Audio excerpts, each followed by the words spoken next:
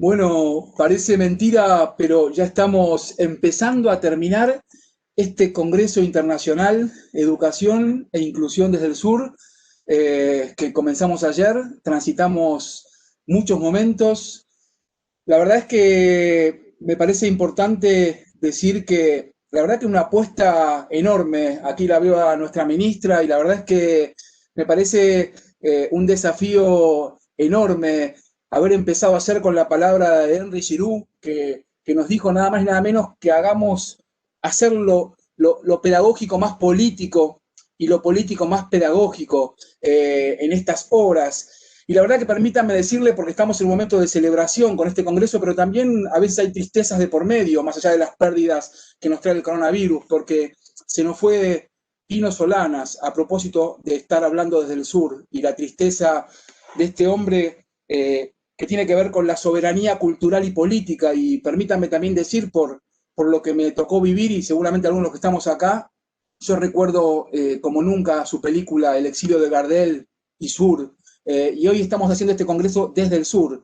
Y luego atravesamos por mesas, la verdad, increíbles, testimonios muy significativos de docentes de todas las coordenadas de nuestro país, para luego también escucharla a Silvia Finocchio, para pensar el tiempo en la escuela y, y hablar de los cuerpos y de cómo aprovechar cualitativamente el tiempo. Y ahora, en este último rato del Congreso, ni más ni menos que contar con la viva presencia de Miguel Ángel Santos Guerra, como si fuese ayer, recuerdo yo, en el Teatro El Círculo de Rosario, hace 2 décadas, escuchando a este enorme expositor español que nos hacía mirar algunas cuestiones que no podíamos ver, especialmente pensando en la evaluación. Y en eso nos vamos a meter, en la evaluación. Eso que todos piden a gritos, pero que nadie sabe bien qué hacer cuando la tienen entre manos. Entonces, la verdad es que pensábamos y charlábamos junto con Norma y con Euge, que estamos ahora en este momento para presentarlo a Miguel Ángel, y la verdad es que nos parece importante justamente poder cerrar este congreso pensando en la evaluación. Se acerca fin de año, momento en el que siempre decimos cómo evaluamos, y con pandemia incluida, peor todavía, cómo se evalúa en tiempos de pandemia. Y también está bueno poder decir que la evaluación es un tema bien controversial, desde la escena macro, desde las políticas públicas, porque no olvidemos que uno tiene que recordar, los docentes somos los que tenemos que recordar lo que la sociedad tiende a olvidar. Y hubo políticas públicas que realmente han disminuido considerablemente el presupuesto educativo, pero el único ítem que se mantenía en alto era el de la evaluación. Entonces, también está bueno poder pensar qué pasa cuando desde las políticas públicas la evaluación se convierte en la obsesión resultadista que tiene que ver con el control. Pero si vamos a los microescenarios, también vemos a esos profes o esas profes que necesitan la calificación como si fuese una aportación de armas para asegurarse los resultados. Y eso no funciona. Pero por suerte también profesoras y profesores que piensan la evaluación no reducida a control y disciplinamiento, sino como conversación, como comprensión. Y bueno, y ahí estamos llegando, para poder en todo caso darnos este lugar en este congreso, para poder escuchar a alguien profundamente autorizado para hablar de evaluación, y que tiene que ver con quizás darnos la oportunidad de vincular la evaluación con la comprensión, con el amor, con la devolución, y no solo con la sanción. Así que, si les parece, vamos a escuchar en palabras de Euge algo del recorrido de Miguel Ángel, porque no creo, Eugenia, que nos dé el tiempo para leer todo su currículum, pero seguramente vos, como lo haces, vas a poder sintetizar algo de su recorrido antes de darle la palabra a Miguel Ángel. Bueno, Gabriel, muchas gracias y sí, comparto plenamente, es un privilegio y un orgullo poder cerrar esta tercera edición del Congreso de Educación e Inclusión desde el Sur con la presencia de Miguel Ángel Santos Guerra. A mí me toca la parte más formal, así que bueno, vamos a la tarea. Miguel Ángel Santos Guerra, leonés de nacimiento y malagueño de adopción, es doctor en Ciencias de la Educación por la Universidad Complutense y catedrático emérito de Didáctica y Organización Escolar de la Universidad de Málaga. Es también diplomado en Psicología por la Universidad de Boston y de Cinematografía por la Universidad de Valladolid. Ha sido profesor en todos los niveles del sistema educativo, maestro de primaria, profesor de bachillerato y profesor de la Universidad Complutense y de otras universidades españolas y extranjeras, entre ellas la UNED. Fue director del Centro Educativo en Madrid, del Departamento de Didáctica y Organización Escolar en 2 ocasiones, del Instituto de Ciencias de la Educación de la Universidad de Málaga. Fue miembro del Consejo Social de la Ciudad de Málaga, es miembro de honor del Consejo de Protección de las Infancias y de la Dirección General de Prevención de Drogadicción, perteneció al Consejo Escolar de Andalucía y como profesional es un profesional reconocido de prestigio. En 2015 recibió la Medalla de Oro del Ateneo de Málaga. Fue declarado guía inspirador por el 40 aniversario de la FAPACE. Ha escrito numerosos libros y numerosísimos artículos en revistas especializadas y capítulos de libros sobre organización escolar, evaluación educativa, dirección escolar, participación, género y formación de profesorado. Ha impartido conferencias y cursos y seminarios en diversos países de Latinoamérica y hemos tenido el privilegio de contar con él en Tierra del Fuego anteriormente y de que vuelva a visitarnos, tales como México, Chile, Colombia, Venezuela, Bolivia, Santo Domingo, Uruguay, Brasil, Ecuador. Ha recibido numerosos premios por sus escritos y por sus trabajos de investigación. Fue columnista del periódico Sur durante 10 años. Desde 2004 escribe cada sábado en el periódico de opinión, La Opinión de Málaga, Es colaborador de numerosas revistas nacionales y extranjeras. Pertenece al consejo editorial de algunas de ellas y dirige varias colecciones educativas. Es padrino pedagógico de 10 escuelas argentinas, situadas en las provincias de Santa Fe, Mendoza, Jujuy, San Luis y San Juan. Y también padrino del Colegio Le Monde y del Colegio La Victoria y de una escuela en la comuna del Pirque en Santiago de Chile. Y la lista puede seguir interminablemente porque realmente es un honor presentar a un maestro, a un catedrático, a un pedagogo de referencia como Miguel Santos Guerra. Así que bienvenido, Miguel, y bueno, vamos a escucharte con mucha atención.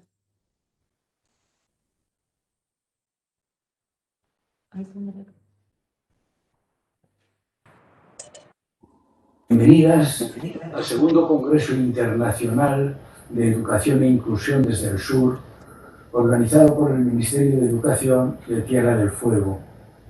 Gracias, en primer lugar, al Ministerio por la invitación. Cuenta una leyenda persa que al comienzo de los tiempos los dioses repartieron la verdad, dando a cada persona un pequeño trozo. Para reconstruir la verdad hace falta poner el trozo de cada uno. Humildemente, he venido para ofrecer ese pequeñito trozo que yo poseo y os insto a que cada uno ponga el suyo para que juntos podamos buscar la verdad.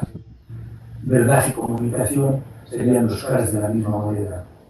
Y gracias también a vosotros y a vosotras, queridas docentes, por asistir, por escucharme en estos tiempos aciagos de pandemia. Los sanitarios están cuidando los cuerpos, cuidando la salud de los ciudadanos, de las ciudadanas. Vosotros estáis cultivando las mentes y cuidando los corazones de vuestros alumnos y de vuestras alumnas. Enseñar no es solo una forma de ganarse la vida, es sobre todo una forma de ganar la vida de los otros. Vamos a trabajar algunas ideas sobre el decisivo, el apasionante, el inquietante tema de la evaluación de los aprendizajes. En la escuela se evalúa mucho y se cambia poco, algo falla. He titulado mi conferencia La evaluación como aprendizaje, porque considero de que los múltiples fines, las múltiples funciones que puede desempeñar la evaluación, este es uno de los más decisivos. Se puede evaluar para comprobar, para controlar, para clasificar, hasta para torturar. Se puede evaluar para educar, para motivar, para comprender, para dialogar, para aprender, para mejorar. Voy a dividir mi conferencia en 4 partes. De modo que todo el mundo va a saber que cuando estemos en la 1 faltan 3 y cuando estemos en la 3 falta 1. 4 partes. Principios, patologías, verbos para la mejora y dificultades que hacen difícil la mejora. El punto fundamental es el 3, cómo mejorar la evaluación. Toda esta organización del Congreso, todos los esfuerzos, todos los tiempos están encaminados a que transformemos, a que mejoremos la evaluación. No a acumular certificados, no a entretener el tiempo, sino a mejorar la racionalidad y la justicia de las prácticas de evaluación. Si nada se moviera en las aulas, si nada se moviera en las prácticas, si todo siguiera igual, yo daría por perdido el Congreso. Bien, vamos a comenzar con el primer punto, algunos principios para mejorar, para comprender el fenómeno de la evaluación. 1. La evaluación permite poner sobre el tapete todas nuestras concepciones, todas nuestras actitudes, todos nuestros principios. De modo que bien se podría decir que, como reza el capítulo de uno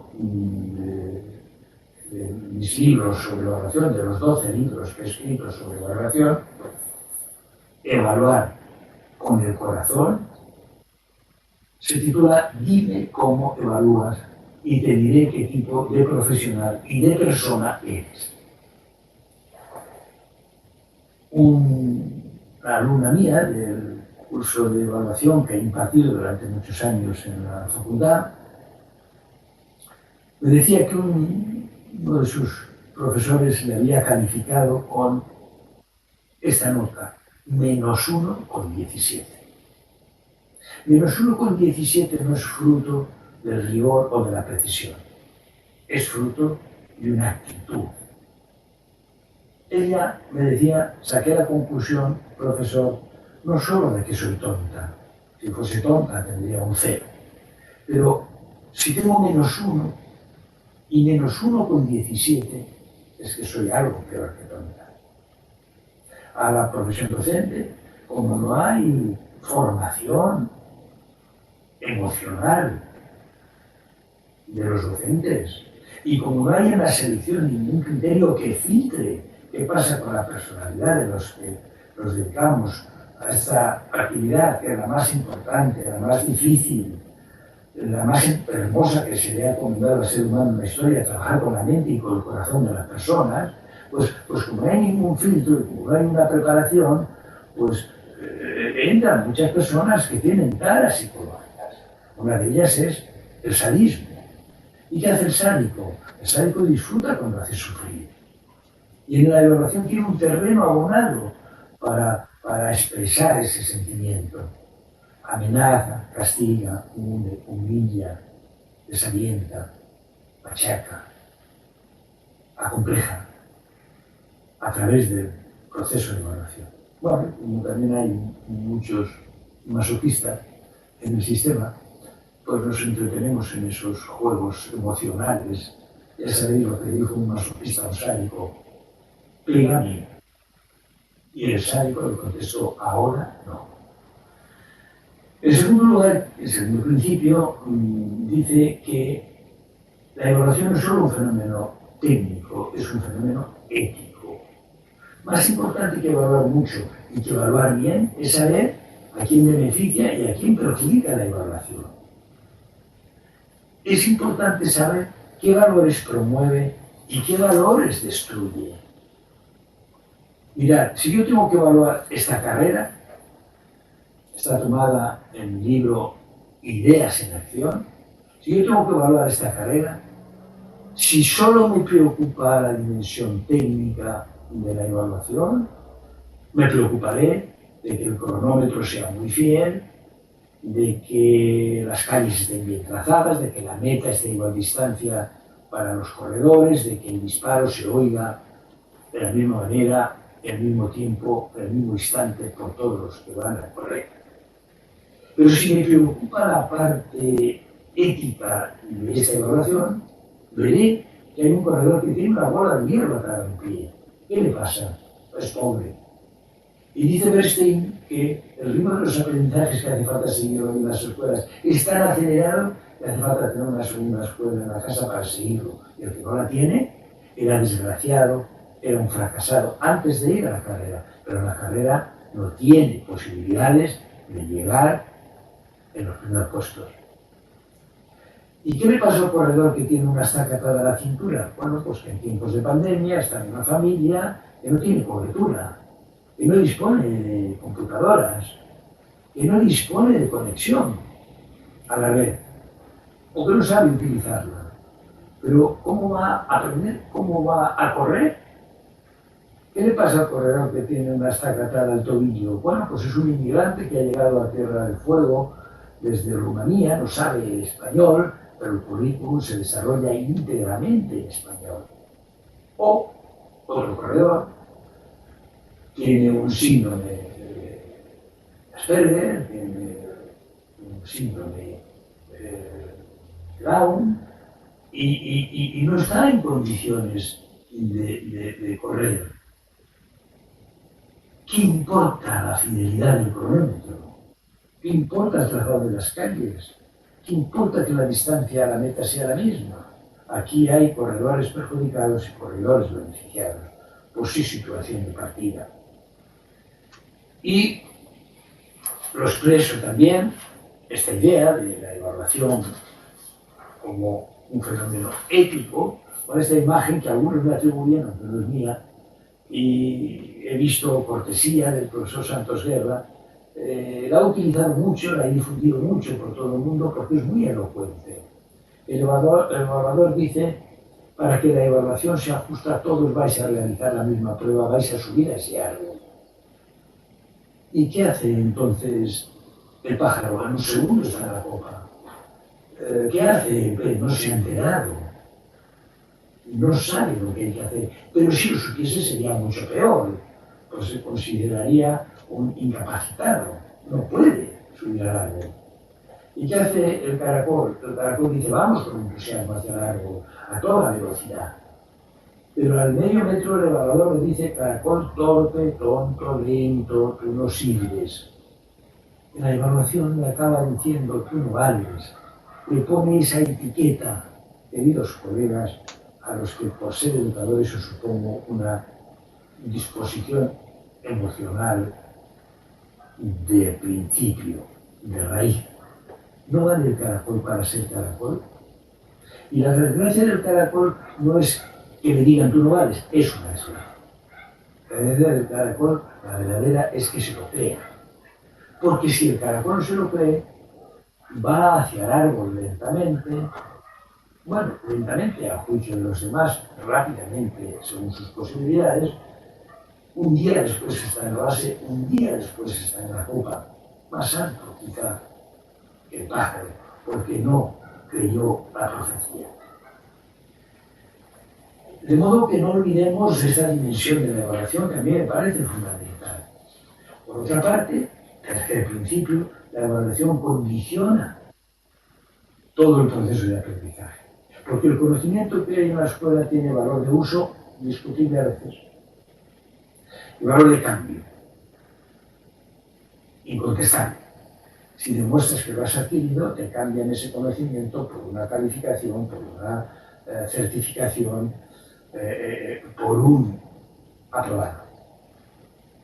Pero para obtenerlo hace falta pasar por unos procesos que pueden ser ricos o pueden ser pobres.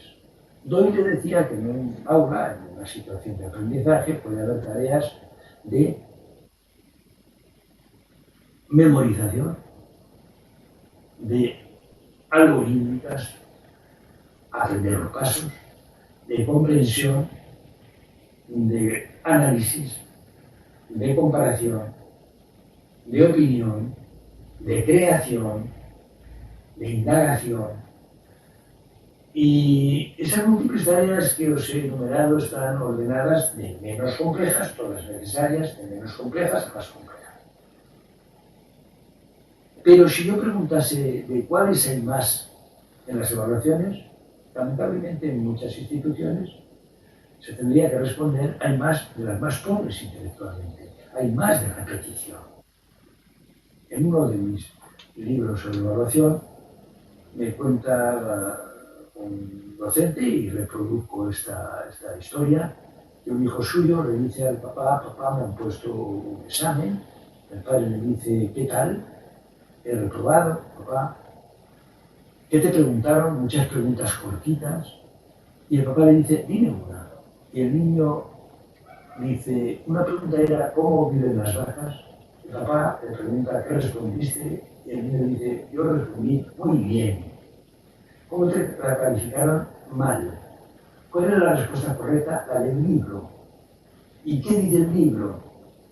El libro dice que las vacas pueden vivir en ganadería extensiva e intensiva. El texto enuncia: las vacas pueden vivir en ganadería extensiva o intensiva. Evaluación: ¿cómo viven las vacas? Y el niño puede agarrar la cabeza pensando, mejor que yo, 1000 veces, porque no van a la escuela, porque no hacen exámenes, porque mugen, no les piden que se callen, porque corren, no les dicen que se estén quietas, porque pacen y yo no puedo comer, porque andan con los toros mezcladas, yo no puedo salir. Y si dice que viven de maravilla, lo tiene mal, aunque ha pensado, pero si repite sin entender bien el profesor, está perfecto. Me decía un profesor de historia que había preguntado a un alumno quién fue el sucesor de Felipe II.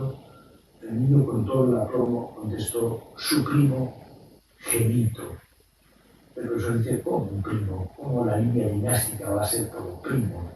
Y el niño dice: lo dice el libro. Y el profesor le pide que acuda con el libro para leer despacio. Y leen los dos. A Felipe II le sucedió su primogénito en la otra línea. Él repite sin entender nada. Si las tareas de la evaluación, si las tareas por las que se demanda son de naturaleza pobre, estamos propiciando un proceso de enseñanza y aprendizaje pobre. El cuarto principio tiene que ver con los componentes que tiene la evaluación. Tiene un componente de comprobación y un componente de atribución. ¿Qué es la comprobación? Sencillamente, preguntarse si eso que tienen que aprender lo han aprendido, si esas competencias que tienen que poseer las dominan. Esto no es nada fácil. Se han hecho estudios que muestran que para que haya rigor en la corrección de ejercicios de ciencias, harían falta por lo menos 12 correctores. Hablo de corrección. Es decir, no me pregunto si esos ejercicios están bien enunciados, si esos ejercicios responden a lo que se ha aprendido, solo en la corrección, para que veamos la complejidad. Alguno me dirá, si es un ejercicio de ciencia, es un problema, o está bien o no está bien. Pues no. Hay quien dice se olvidó de añadir kilogramos a la respuesta numérica 20, por consiguiente reprueba, para que aprenda a crueldad, porque todo lo tiene bien, menos kilogramos. Y otro dice tiene todo bien, pero no es por el método que yo he planteado. Y otro dice siempre lo hace bien, ahora no lo ha hecho bien, ¿qué ha pasado? O siempre lo ha hecho mal, ahora lo ha hecho bien, ¿qué ha pasado? O el ejercicio anterior era bueno, el ejercicio anterior era malo, o perdió boca, 6-0, estoy enrabietado y después del partido me pongo a corregir ejercicios. para que haya rigor en la corrección de ejercicios de ciencias harían falta por lo menos 100 correctores. Pero con ser complejo este componente de comprobación, es más complejo otro componente, es el componente de atribución, que se pregunta lo siguiente: y cuando no han aprendido por qué motivo ha sido, cuando no han aprendido lo que tenían que aprender, ¿cuál ha sido la causa? Porque claro, si todas las explicaciones que damos son exculpatorias, no tendremos capacidad de mejora. Es decir, si cuando no han aprendido decimos que son torpes, que no estudian, que están mal preparados de niveles anteriores, que están desmotivados, que la familia no le ayuda, que el clima del grupo es muy negativo, que no tiene técnicas de estudio, que tiene muchos problemas, pues si todas esas son las causas, que alguien las resuelva. Pero nosotros no tenemos que hacer nada, porque no hay ni una sola pregunta sobre el currículum, sobre las relaciones, sobre las metodologías, sobre las formas de evaluación. Un pedagogo brasileño fue a dar una conferencia a profesores sobre enseñanza y aprendizaje y comenzó diciendo: señoras, señores, como especialista en enseñanza y aprendizaje tengo que compartir con ustedes un logro extraordinario. He enseñado a hablar a mi perro y lo tengo ahí fuera esperando. Todos creen que es una broma, pero el profesor insiste: si ustedes quieren ver el perro, lo puedo hacer pasar porque lo tengo ahí en la puerta. Y entonces le dicen: queremos verlo. Él sale, entra con el perro está desconcertado, aturdido, lo coloca en la mesa de conferencias y el perro no dice ni hola, ni wow, ni buenas tardes. Entonces la mirada se dirige a la conferencia para que explique por qué no habla el perro. Y lo explica con toda contundencia. Bueno, ya se lo he dicho, yo le enseñé, pero es que el perro no aprende. Es decir, nosotros enseñamos muy bien, pero como son torpes, como son vagos, como no están preparados, como no están motivados, pues no aprenden. Desde este planteamiento, queridos colegas, queridas colegas, es imposible aprender. Yo he trabajado mucho con médicos, a lo poquito que sé, cómo hacer mejores profesionales. Y en una de estas sesiones levantó la mano un ginecólogo y me dijo: ¿puedo contar algo? Por favor, sí. Vino a verme un matrimonio porque yo había tenido el parto de los hijos. Ya eran adolescentes. Y entonces le pregunté por ellos, me dijeron que estaban bien, y añadí: ¿y qué les trae por aquí, por la consulta? Doctor, venimos a instancias del profesor de matemáticas. ¿Por qué? Porque nuestro hijo mayor es un extraordinario estudiante, saca sobresaliente en todas las asignaturas, todos los años, e incluso este año. Pero desde que empezó matemáticas, de segundo, reprueba una y otra vez. Y hemos ido a ver al profesor a ver qué pasa, por qué esta anomalía. El profesor nos ha aconsejado que vengamos a verle a usted a ver si en el parto hubo algún problema que explique por qué falla en matemáticas. Es decir, que en lugar de preguntarse qué me pasa a mí con este alumno, lo que entiende que ha de buscarse es si en el cerebro le tocaron en el punto exacto al nacer que impide el aprendizaje de las matemáticas de segundo, porque en las de primero había ido muy bien. Queridos colegas, esto es esencial para que podamos mejorar. ¿Por qué no han aprendido cuando no han aprendido? Porque puede estar en nuestras manos la solución. El quinto principio tiene que ver con el contexto. No se puede entender el texto si no se tienen en cuenta los contextos.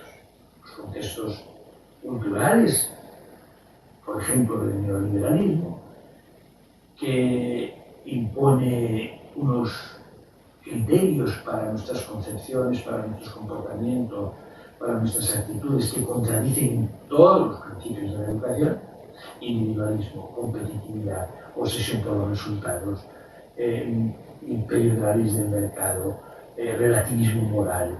Bueno, pues esos principios están inspirando también muchos comportamientos que se producen en las escuelas, porque la escuela no está en la estratosfera, no está en una campana de cristal, está en la cultura.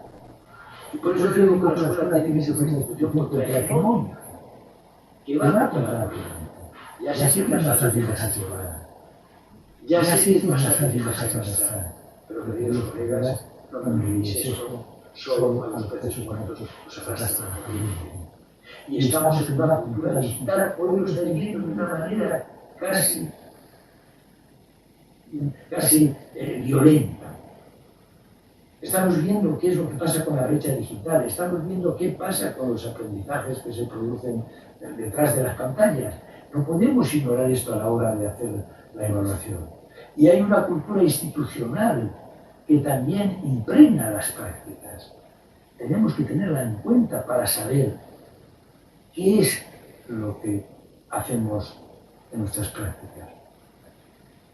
Otro principio tiene que ver con la participación de los alumnos en los procesos de evaluación. Tiene que haber autoevaluación. Mirad, en Chile preguntaba yo a un grupo de alumnos, ¿hacéis autoevaluación de vuestros aprendizajes? Y levantó la mano un alumno y dijo, bueno, profesor, como que vamos a ser nosotros capaces de adivinar la nota que nos va a poner el profesor. No entendían ni el concepto, no estaban en esa cultura de que ellos pueden saber qué han aprendido, cómo lo han aprendido, qué dificultades han tenido, dónde han encontrado las trabas, los problemas. E incluso cuando hacemos heteroevaluación, cuando el profesor evalúa, los alumnos tienen que participar fijando criterios con el docente, aplicando los criterios, discutiendo la aplicación de los criterios, porque la evaluación no es una caja negra que contiene misterios indescifrables. Y en la medida que más participen, la evaluación tendrá más sentido educativo. Yo creo que esto es muy importante. Y algunas veces se entiende que la participación es un regalo que le hace quien tiene poder a quien no lo tiene. No. La participación es un derecho, es un deber, es una herramienta educativa que da carácter, porque motiva, porque implica, porque responsabiliza. Es muy importante también que tengamos en cuenta los sentimientos que se producen en la evaluación. En mi libro, La evaluación, Evaluar con el corazón, hay un capítulo que se titula Tatuajes en el alma. Son sentimientos que han vivido los alumnos en el proceso de evaluación. Estremece el capítulo. Yo les pregunté, ¿qué habéis vivido en la evaluación? ¿Y por qué digo que estremece? Porque en muchos de esos testimonios hay desolación, sentimiento de injusticia, sentimiento de dolor, sentimiento de estrés, sentimiento de angustia. Ahí tenéis un campo de exploración. ¿Qué le pasa a mis alumnos con los procesos de evaluación? Es muy importante también, punto principio 7, que tengamos en cuenta que los instrumentos de evaluación sean variados, no siempre los mismos, no siempre el mismo tipo, de alguna naturaleza. Los profesores explicamos casi todo hablando y preguntamos casi todo por escrito.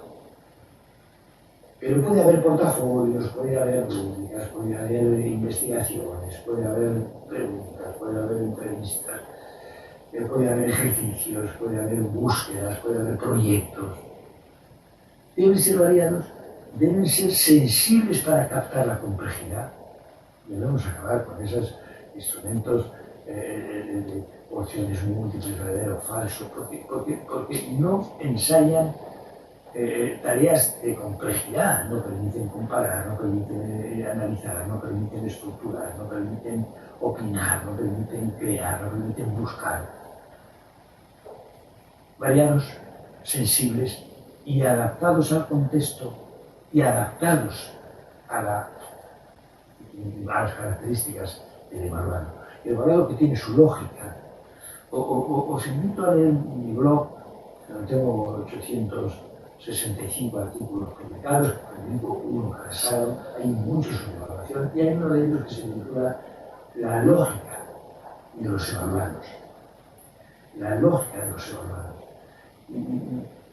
Y un principio muy importante que me parece que tenemos que tener en cuenta es que a veces el lenguaje nos sirve para aprendernos y a veces nos sirve para confundirnos. Por ejemplo, hay quien entiende que evaluación es calificación. Y hay quien entiende que evaluación es solo medición. O es solo comprobación. Pero la evaluación es un proceso que recoge información rigurosa para emitir juicios y tomar decisiones que mejorar. De tal forma, los elementos y dijesen, doctor, hagan una evaluación de mi salud. Y después de muchas pruebas nos dijese, está usted muy grave. Bueno, doctor, ¿y qué tengo que hacer? No, yo me limito a decirle cómo está usted. Yo me limito a evaluarle. Pero ¿por qué estoy así? Pero ahora, con esta situación, con esta evaluación, ¿qué puedo hacer? No, mire, nuestra evaluación es decirle 7, 8, 4, 1, 5, 10. Pero ¿para qué sirve? ¿Cuál es la finalidad? Punto 9 de los principios es muy importante el para qué la evaluación. Hay finalidades ricas, educar, motivar, formar, aprender. Hay finalidades pobres, controlar, jerarquizar, dominar. Hay finalidades inútiles, se evalúa para perder tiempo evaluando, no vale para nada. Y hay finalidades nocivas. A veces con la evaluación se tortura, se castiga, se machaca, se humilla, se humilla. En mis cursos suelo hacer una pequeña prueba, número 10, 15 funciones posibles de la evaluación y pido, elige a cada uno en tu mente, en tu hoja de tu computadora, la que consideres más importante, más deseable, más valiosa. Todo el mundo dice aprender, mejorar, emprender, motivar. Y después de esta pregunta les hago otra. ¿Cuál es de estas funciones la más presente en el sistema educativo? ¿Y sabéis lo que suelen decir? Medir, controlar, comparar, seleccionar y a veces añaden torturar. Y entonces mi pregunta es indefectiblemente, ¿por qué no coinciden las funciones ideales con las funciones reales? ¿Por qué no coinciden las funciones básicas con las funciones más presentes? ¿Qué pasa? El último punto, el punto 10, es prácticamente el resumen de todos. Si hablamos de evaluación educativa, es porque educa. No es solo porque trata cuestiones de educación, es porque educa. ¿Educa a quién? Al que la hace y al que la recibe. Punto 1. Punto 2. Patologías. Voy a dividirlas en dos partes y casi a enunciarlas, porque no tengo tiempo para desarrollar cada una de ellas, como es lógico. Hace muchos años, en el 98, publiqué un artículo titulado Patología General de la Evaluación Educativa. Este artículo se ha difundido muchísimo. Hace unos años, en Chile, el profesor Aldo Montenegro escribió un libro sobre este artículo mío de las patologías. Y cuando habló conmigo me dijo, Miguel Ángel, algunas de estas patologías, después de tantos años, no solamente es que siguen vivas, es que están recrudecidas. Se evalúa solo al alumno, se evalúa solo los conocimientos, solo los resultados, solo lo pretendido, solo lo negativo o precedentemente. Y en cuanto a las patologías del proceso, se suele evaluar individualistamente, competitivamente, se suele evaluar muy cuantitativamente, fríamente, por eso evaluar por el corazón, y teóricamente. Cuando en mis trabajos con médicos hacíamos evaluaciones, no le preguntábamos a los médicos, enumeren las características de un infartado. ¿Qué decíamos? Vamos a contratar un actor, el actor va a simular un infarto, ¿y cuál era la evaluación? El médico lo tiene que saber. ¿Pero de qué me sirve que sepa las características de memoria? A un alumno, tengo su ejercicio, le preguntaron, en una caja hay 10 caracoles, se escapan 2, ¿cuántos quedan? Y el niño hizo 10 menos 2 igual 8. Pero después aparecía la palabra solución en letras grandes. Y debajo de la palabra solución escribió tapar la caja. Claro, la evaluación para el examen era 10 menos 2, 8, y la evaluación para la vida era tapar la caja. Y atención a esa obsesión por los números, obsesión por las milésimas, por las centésimas, y alguno piensa que mientras más decimales haya, más rigor hay en el examen. Los números están cargados de trampas, como las palabras también. El tercer punto que os decía que era el más importante era el de qué hacer para mejorar. En primer lugar, justifico la lista de 10 verbos que os voy a proponer para hacer la mejora de la evaluación. Hay una forma de mejorar la evaluación y mejorar la práctica docente, que yo llamo de racionalidad técnica, el docente como aplicador de lo que prescriben unos y piensan otros, y otro modelo que es la racionalidad práctica del profesor como investigador, como indagador. En el primero hay unos investigadores que no están en la escuela, que cobran más que los que están en la escuela, a los que se considera más sabios, más listos, que tienen más jerarquía epistemológica, y esos investigadores les dicen a los políticos lo que tienen que hacer los profesores para mejorar la evaluación. La evaluación será cualitativa, la evaluación será adaptada a las características de cada alumno, la evaluación será continua, pero esto no funciona, porque no se han mejorado la formación de los docentes, la formación en el ejercicio, no se han mejorado las condiciones de trabajo, no hay un número adecuado de alumnos en las aulas, las escuelas no tienen la dotación necesaria, el número necesario de profesionales. Entonces, dice Michel Clothier en el título de uno de sus libros, la sociedad no cambia por decreto, la escuela no cambia por decreto. ¿Por qué es tan acentuado? Está tan acentuado. Porque es gratis, decir esto, afecta a todo el país y de la noche a la mañana. Es muy rentable políticamente, pero no funciona. El modelo que yo propongo hace que la pieza clave sea el docente. Es él el que diagnostica, comprende y transforma las prácticas. ¿Qué hacen los políticos? Darle las condiciones. Darle las condiciones. Una buena formación, una buena escuela, un buen tiempo, un buen sueldo, una dignificación profesional. ¿Y cuáles son esos verbos que os decía que concatenados llevan a la mejora? Uno, indagar, investigar, hacerse preguntas, compartir las preguntas. El segundo. Tercero, responderse a las preguntas investigando, de modo que interrogarse, compartir, investigar, comprender. De la investigación nace la comprensión y comprendemos para decidir, tomamos decisiones.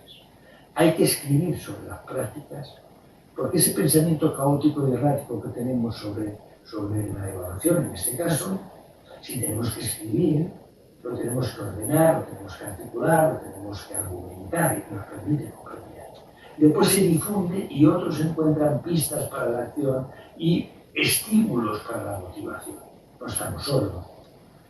Hay que debatir sobre todas estas cuestiones en los resultados de esas investigaciones. Hay que comprometerse con la educación y hay que exigir las condiciones en las que esto sea posible. Esta propuesta no es una entelequia, esto yo lo he hecho muchas veces. Y resultado de estas investigaciones hay libros que dan cuenta de esto que os estoy contando. No es que se pueda hacer, es que se está haciendo. Yo os invito a hacerlo. Punto cuarto y último, ¿hay dificultades para hacer esto? Las hay. Dificultades de la institución, como puede ser la rutina, la cultura depauperada en la que cualquier propuesta muere, los jefes tóxicos,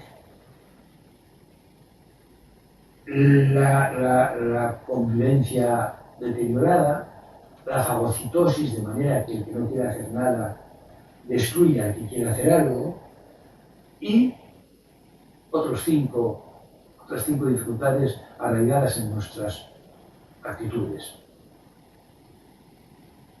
El pesimismo, el fatalismo, el cansancio, la pereza y el desamor. Queridos colegas, hemos llegado al final. Quiero enviaros un abrazo, agradeceros vuestra paciencia y os invito a acudir al blog. Lo podéis encontrar en Alarde o, como mis apellidos son contradictorios, el blog de Miguel Ángel Santos Guerra. Os invito a leer y a participar en él, porque en todos los artículos se puede interactuar conmigo. Yo responderé a vuestras cuestiones y a vuestras impresiones sobre los contenidos. Muchos artículos son sobre evaluación. Os pido que viváis vuestra tarea con pasión, porque vais a encontrar en ella felicidad. Se cuenta que cuando se construía la catedral de Chartres, pasó un viandante y a uno de los trabajadores le preguntó: ¿qué hace usted levantando esta maldita piedra con este calor y me pican las moscas al sudor? Es desesperante. A otro que estaba al lado le preguntó: ¿qué hace usted, señor, levantando esta piedra y haciendo esta pared? A un tercero le preguntó: ¿qué hace usted, señor? Y con mucho orgullo, con mucha satisfacción, con mucha alegría contestó: señor, yo estoy construyendo una catedral. Estaban haciendo lo mismo. El tercero le estaba dando un verdadero sentido a su tarea, a su trabajo. Un gran abrazo. Muchas gracias.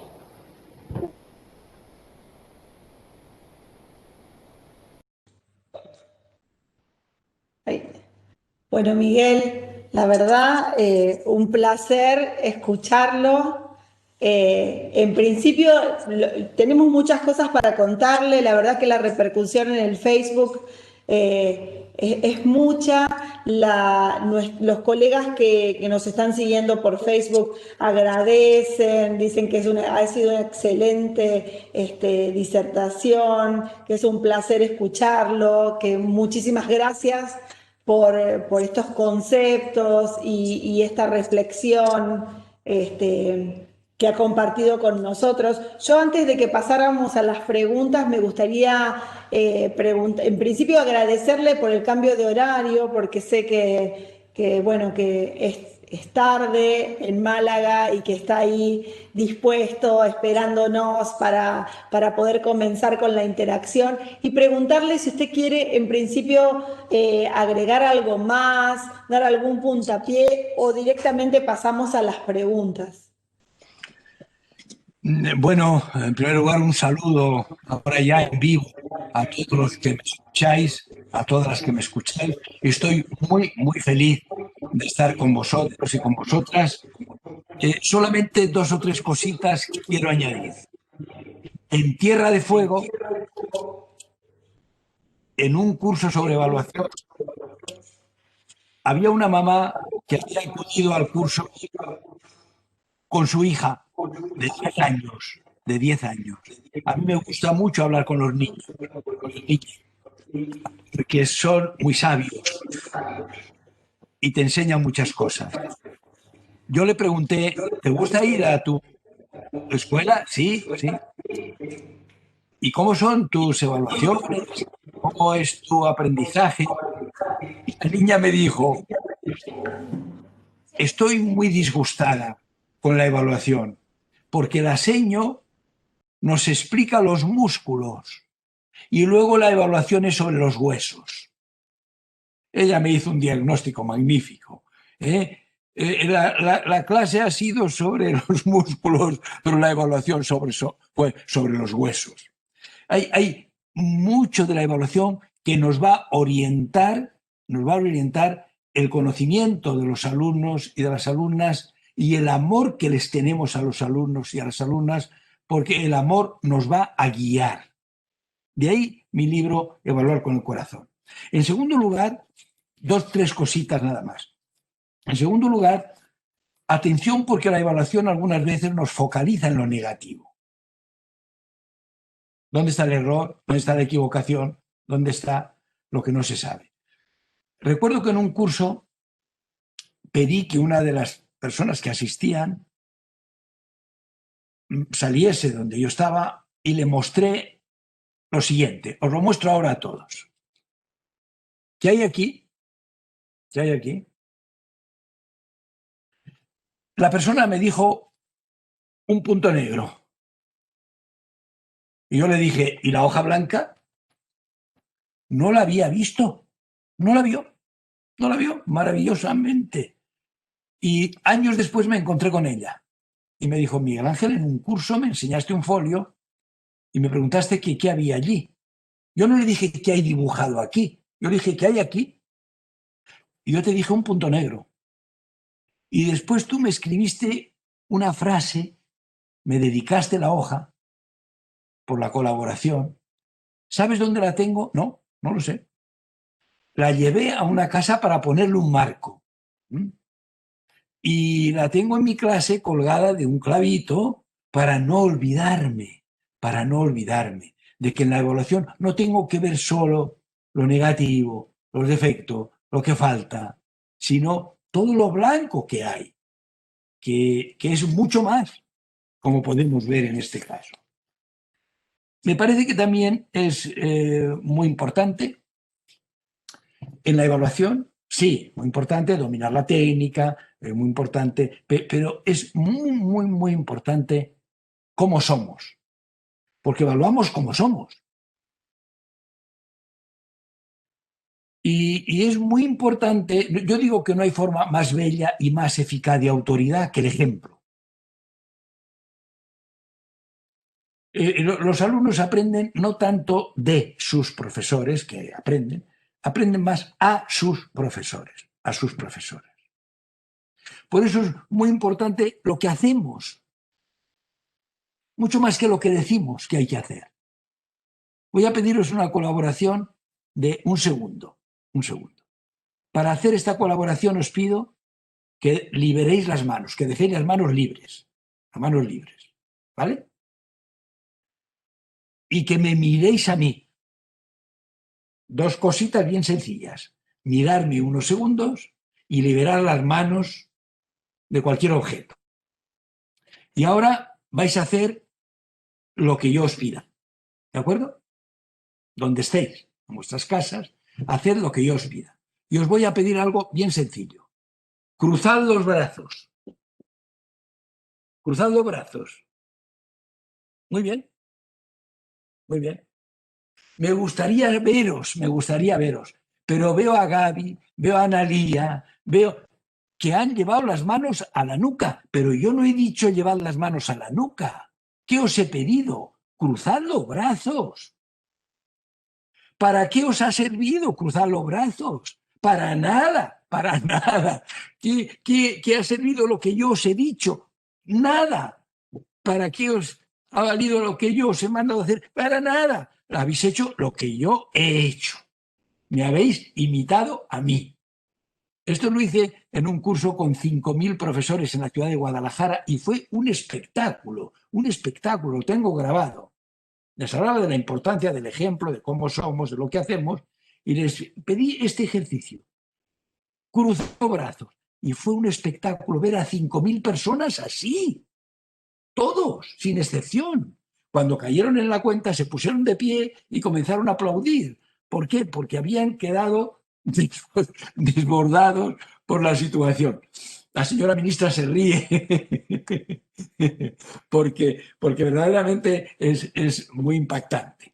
Bueno, yo quisiera deciros muchas cosas. Tendría mi PowerPoint preparado para explicar con imágenes, con historias, pero estoy más dispuesto a que dialoguemos y hablemos juntos sobre lo que queráis. No, yo nunca digo, ahora preguntas.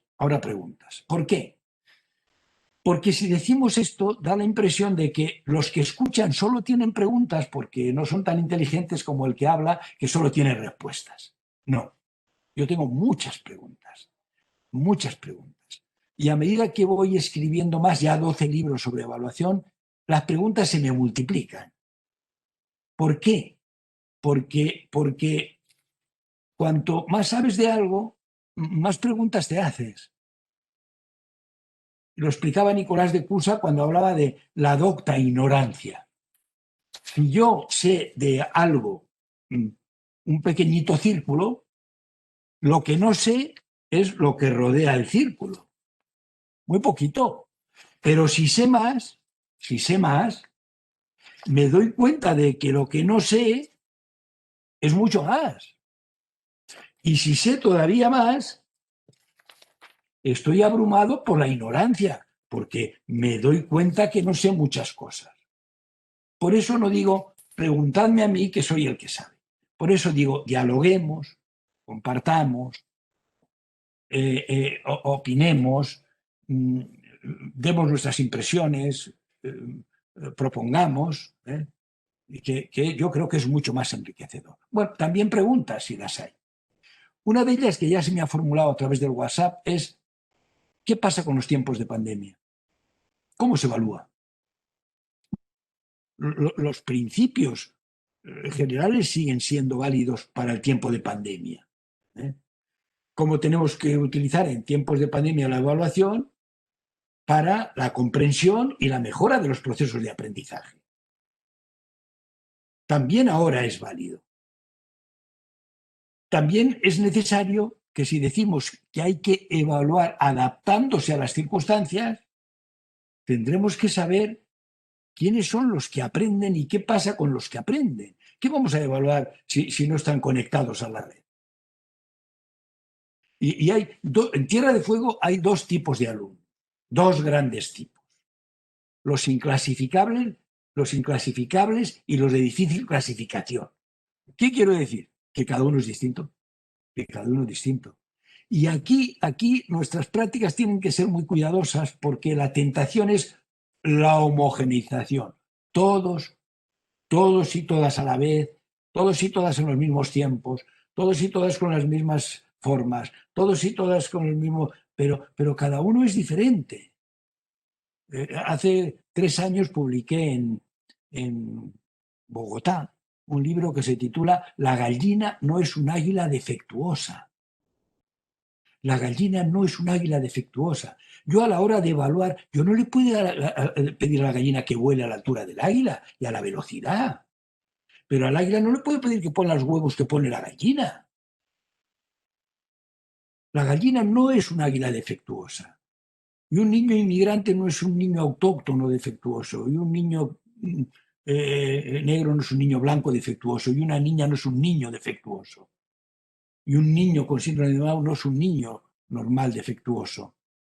Por eso en tiempos de pandemia, hay que adaptar el proceso de evaluación al proceso de aprendizaje que han tenido las personas, en las circunstancias que han podido aprender. Y hay que adaptar ese proceso a ese desarrollo que ha tenido cada uno en su contexto. Por eso esa es una cuestión que me planteabais. Hay muchas más cosas que decir respecto a la pandemia. Por ejemplo, si nosotros estamos desarrollando un currículum que es un currículum de una institución, no es un profesor particular, imparte docencia, seguimos siendo un proyecto de escuela.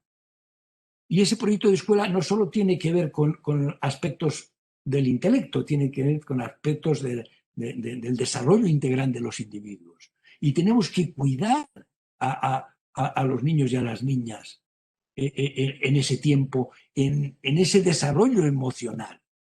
Tienen que sentir que estamos ahí. Tienen que sentir que su profesor o su profesora le sigue queriendo, le sigue cuidando. Ese vínculo tiene que ser fortalecido en la distancia. Y también entre nosotros tenemos que desarrollar el sentido de equipo, porque somos un equipo, aunque estemos dispersos, cada uno en su casa. Es decir, nos necesitamos unos a otros. Y la autoridad tiene que ser ejercida como un elemento de ayuda al desarrollo de la comunidad educativa. He publicado en Homo Sapiens, en Rosario, Las feromonas de la manzana, el valor educativo de la dirección. La palabra autoridad proviene del verbo latino autor, augere, autoritatem, que significa hacer crecer. Tiene autoridad aquella persona que hace crecer a la comunidad. Quien aplasta, humilla, controla, tendrá poder, pero no tiene autoridad.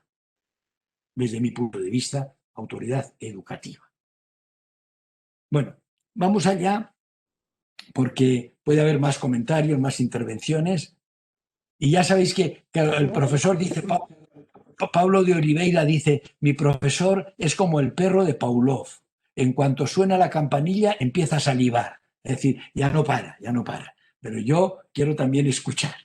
Venga.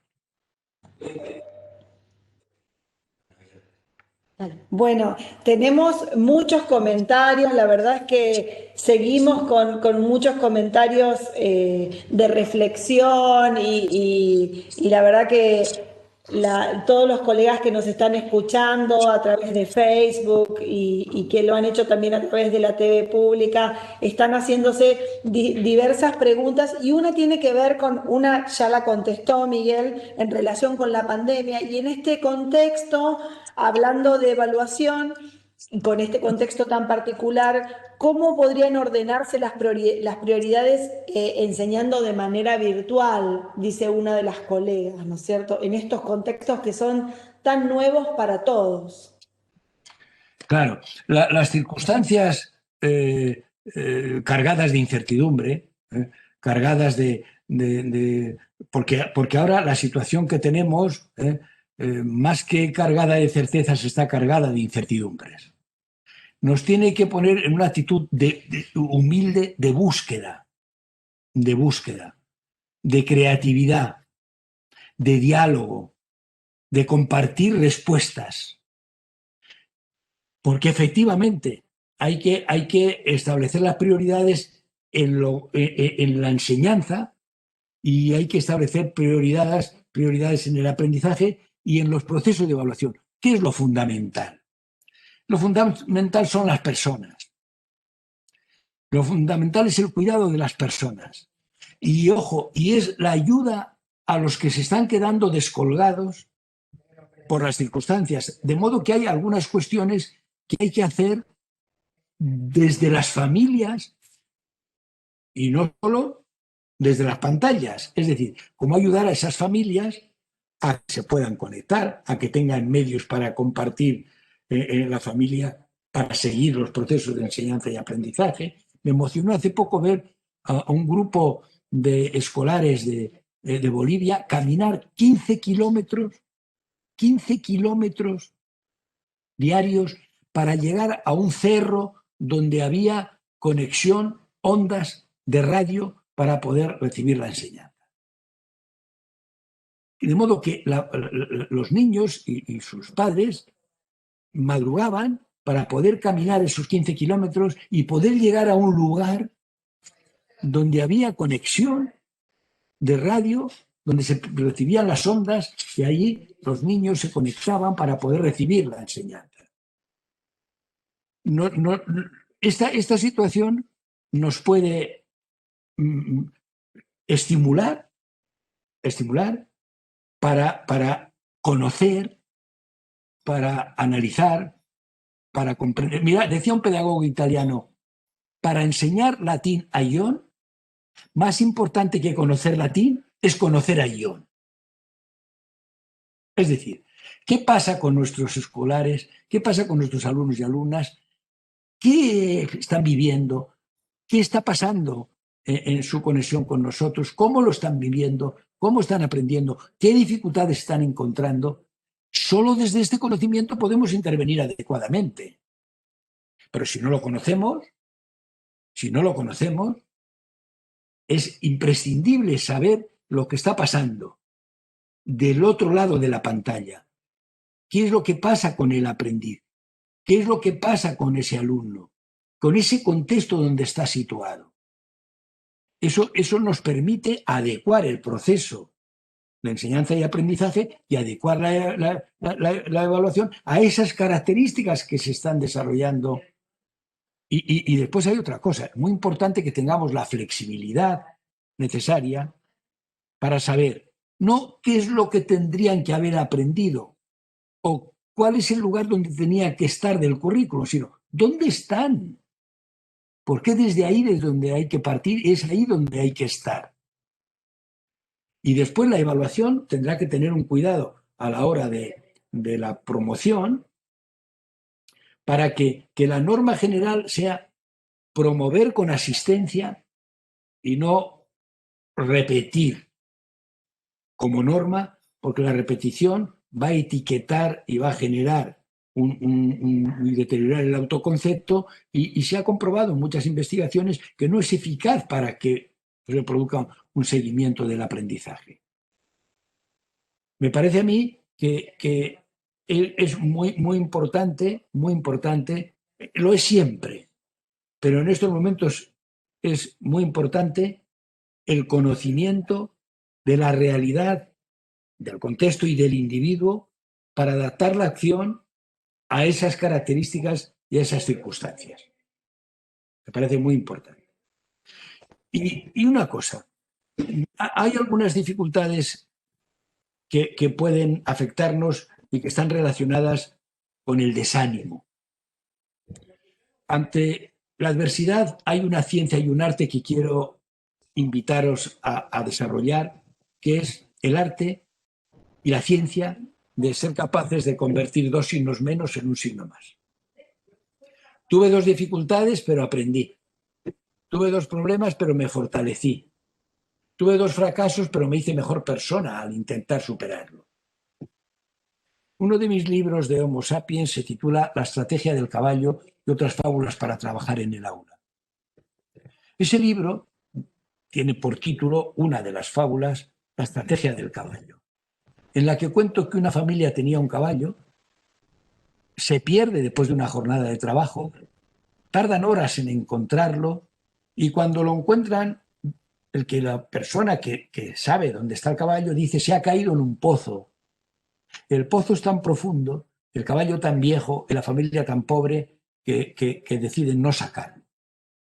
Y van con palas a enterrar al caballo para que el pozo no siga siendo un peligro para los viandantes. Cuando echan tierra sobre los lomos del caballo, el caballo no se queda inmóvil lamentando su suerte. Sacude la tierra violentamente, cae a sus pies y el caballo sube de nivel. Le siguen echando más tierra, el caballo sacude el lomo, cae a sus pies la tierra y sube de nivel. Le siguen echando tierra, el caballo sube y sale trotando en libertad. Las paladas de tierra que pretendían sepultarlo, las dificultades, las adversidades, él las transforma con su estrategia en la escalera para la liberación. Queridos colegas de Tierra del Fuego y de donde me estéis escuchando, va a haber gente que cabe pozos en estas terribles circunstancias en las que estamos. Sí, va a haber quien eche tierra sobre vosotros con la intención de sepultaros. Sí, pero os digo con toda seguridad que a vosotros nadie os puede arrebatar, nadie os podrá arrebatar, si de verdad lo queréis, la estrategia del caballo. Y esas dificultades, esas adversidades, las podéis utilizar para la mejora, para el desarrollo, para el aprendizaje y para la pasión por la tarea, para alimentar la pasión por la tarea. Más cosas.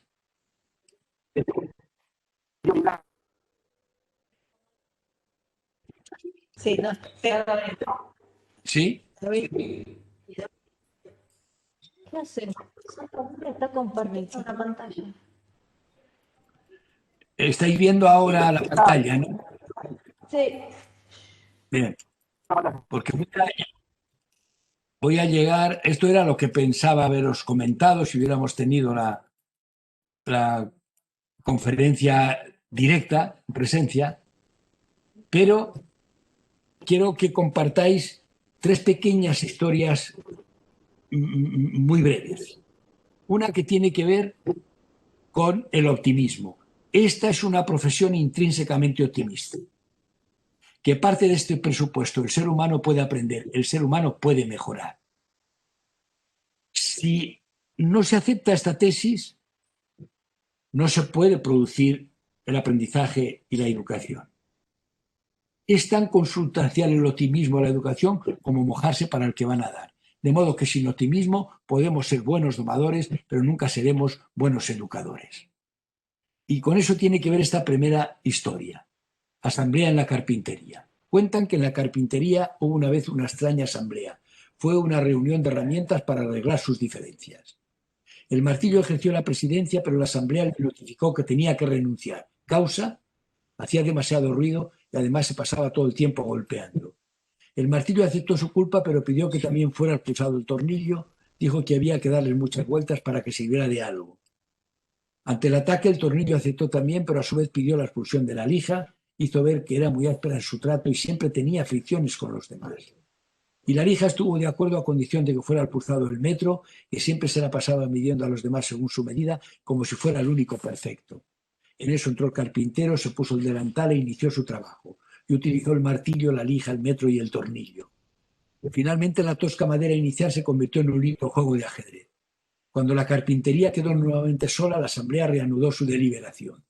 Fue entonces cuando tomó la palabra el serrucho y dijo: señores, ha quedado demostrado que tenemos defectos, pero el carpintero trabaja con nuestras cualidades, eso es lo que nos hace valiosos. Así que no pensemos ya en nuestros puntos malos y concentrémonos en la utilidad de los puntos buenos. La asamblea encontró entonces que el martillo era fuerte, que el tornillo unía y daba fuerza, que la lija era especial para afinar asperezas y observaron que el metro era preciso y exacto.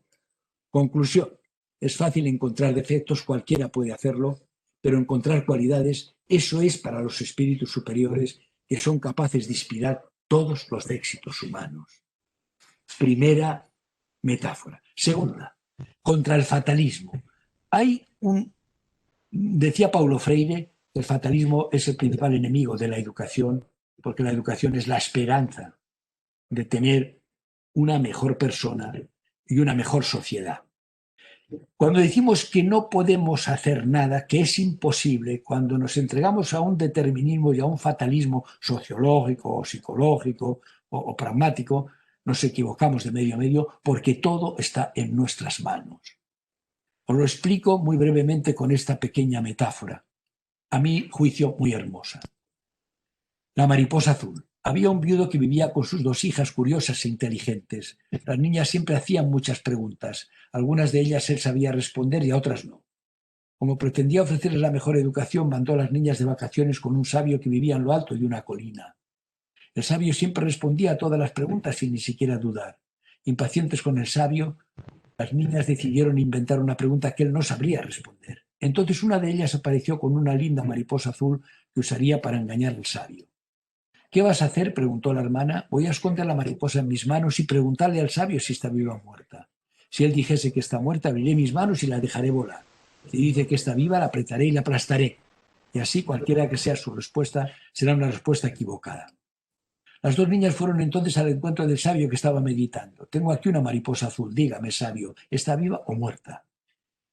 Muy calmadamente el sabio sonrió, respondió: depende de ti. Depende de ti. Ella está en tus manos. Así es nuestra vida, nuestro presente y nuestro futuro. No debemos culpar a nadie cuando algo falle, porque somos nosotros los responsables por aquello que conquistamos o no conquistamos. Nuestra vida está en nuestras manos como la mariposa azul. Nos toca a nosotros escoger qué hacer con ella. Y el tercer y último relato tiene que ver con algo en el que insisto mucho, que es el amor. Los alumnos y las alumnas, los niños y las niñas de Tierra de Fuego, de todos los sitios, necesitan conocimientos, necesitan destrezas, necesitan cosas para sobrevivir, pero lo que necesitan de verdad, de verdad, de verdad, es el amor de los adultos, de los docentes, de las docentes, de los padres y de las madres. Le voy a ceder la palabra a este niño, a un niño que meditando en su oración concluyó. Él va a cerrar por mí. Señor, esta noche te pido algo especial. Convertirme en un televisor. Quisiera ocupar su lugar.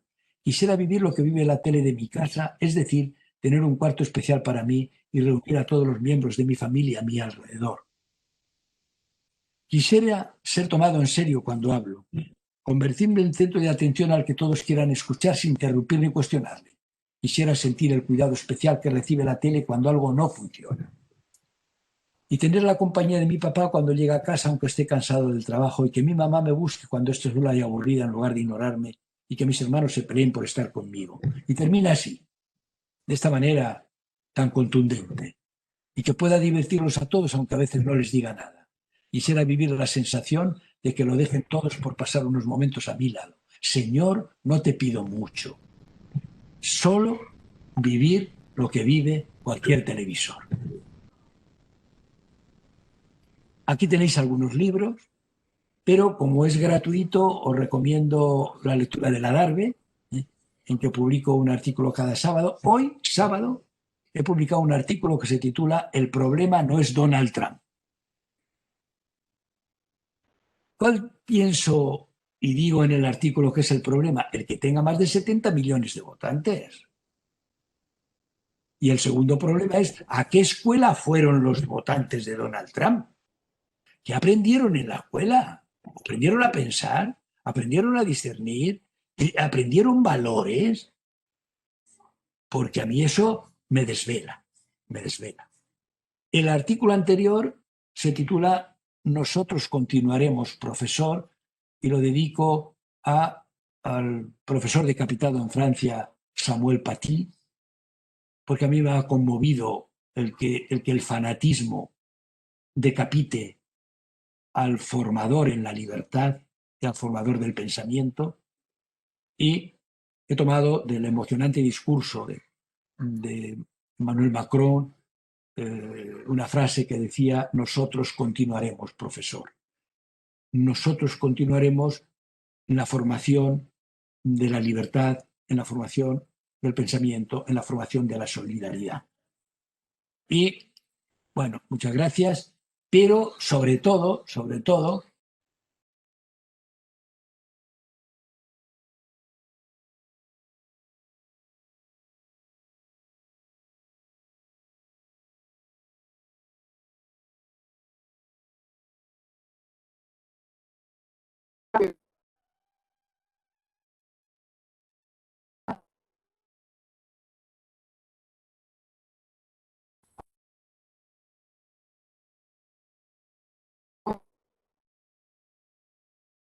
Sí. Bueno, Gabriel, me parece que estamos con algunos problemas de audio, te escuchamos cortado, pero yo voy a tomar la palabra hasta que tus problemas de audio se solucionen.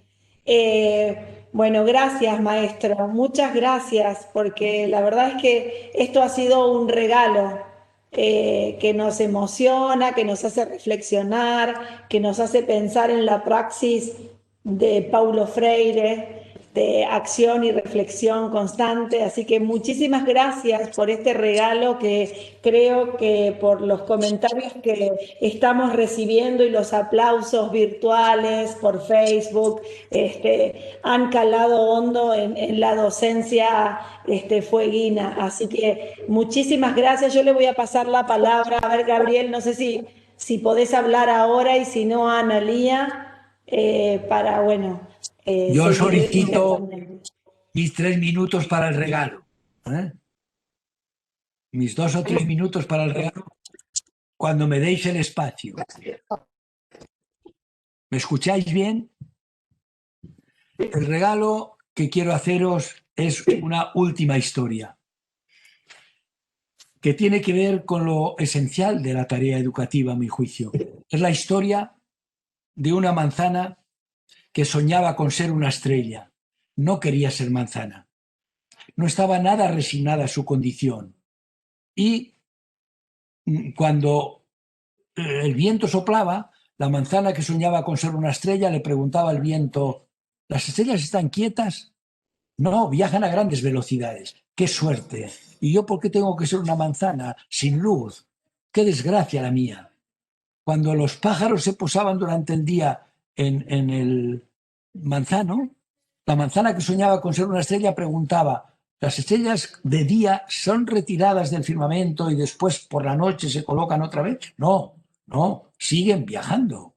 Pero como la luz del sol es más fuerte y la de las estrellas es más débil, no se las ve, pero siguen. ¡Ay, qué suerte! ¿Y yo por qué tengo que ser una manzana? Quieta, sin luz. ¡Qué triste mi vida! Un día sale una familia al campo y se cobija por azar debajo del manzano. Preparan la comida, preparan una mesa, unas sillas, y en los preparativos alguien choca contra el manzano y la manzana que soñaba con ser una estrella cae al suelo. El niño de la familia que está jugando por allí la ve y dice, papá, mamá, una manzana madura, ¿la puedo comer? Sí. ¿La puedo partir? Sí. Y le dan un cuchillo, y el niño parte la manzana no del rabo al hoyo como solemos hacer, la parte en sentido transversal. Lo podéis hacer esta noche. Y cuando el niño abre la manzana en sentido transversal, grita, papá, mamá, una estrella de 5 puntas. Todas las manzanas la tiene.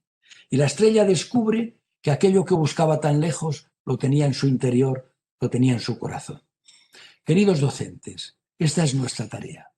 Ayudar a descubrir que esa estrella de la felicidad que buscamos tan lejos, en las cosas, en el poder, en la fama, en la droga, en las cosas, esa estrella de la felicidad, si mirásemos con atención como le pasó a la manzana, la tendríamos nítida, perfecta, en el fondo de nuestro corazón, en nuestro interior. Queridos colegas, queridas colegas, a la tarea, aunque hoy sea una tarea de tanto riesgo, una tarea de tanto esfuerzo, una tarea tan poco reconocida en algunas ocasiones. Es la tarea más importante que se le ha encomendado al ser humano en la historia. Os brindo a todas las escuelas de Tierra de Fuego este lema que a mí me parece magnífico y que vi en una universidad de México, la deberían tener todas las escuelas. Aquí tenemos que formar no a los mejores del mundo, sino a los mejores para el mundo. A los mejores para el mundo.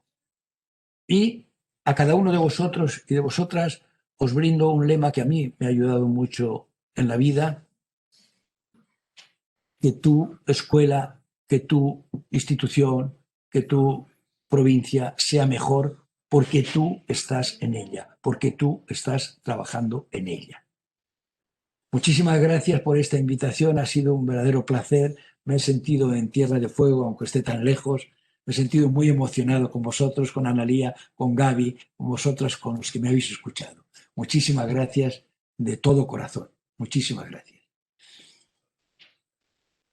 Miguel Ángel, muchas gracias. De verdad que sabemos, en nuestro aplauso simbólico va el aplauso de muchos y muchas docentes que te están escuchando, que nos hacían llegar sus comentarios de reconocimiento a esa ternura del maestro que sos, de pensar en lo que estamos pensando, de seguir haciéndote preguntas y construyendo estas respuestas en este momento de tanta incertidumbre, pero donde tenemos la certeza que es por el lugar del amor.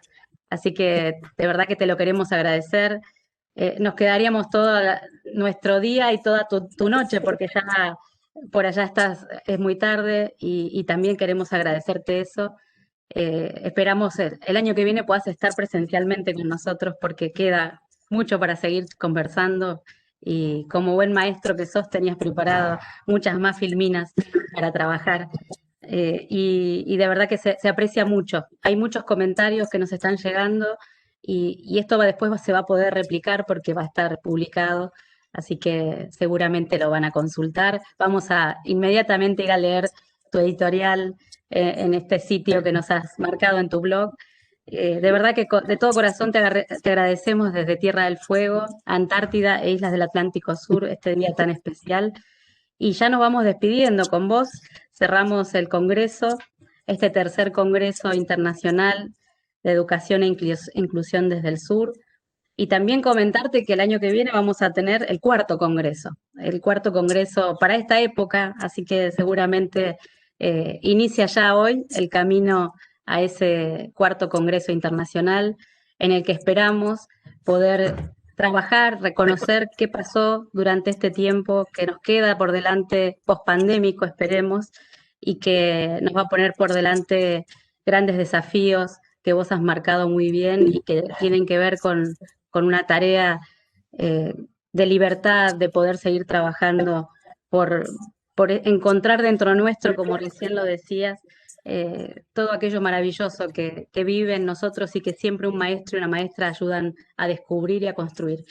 quiero agradecerle a un equipo que está detrás de las cámaras, de todas las computadoras, los ordenadores, que es Juan Pablo Aguirre, está Alejandro Quevedo y Germán Barrios organizando junto a Candela Sutil todo lo que sucedió entre ayer y hoy y que nos ha dejado tanto material para seguir trabajando y construyendo.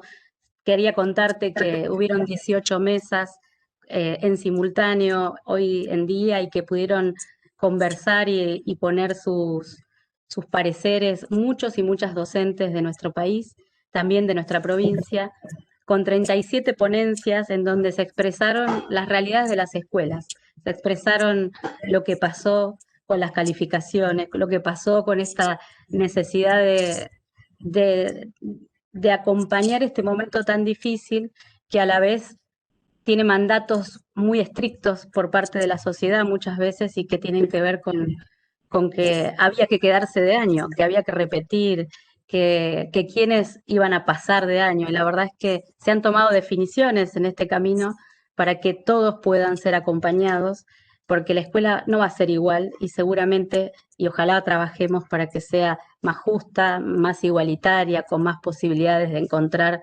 realmente ese camino que esperamos emancipador que tiene la escuela.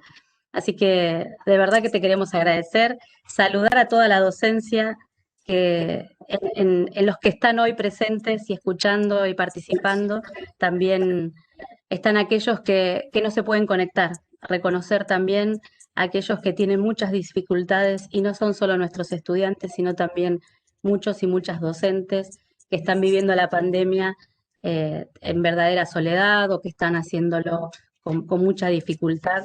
Así que, bueno, queremos acompañar eso.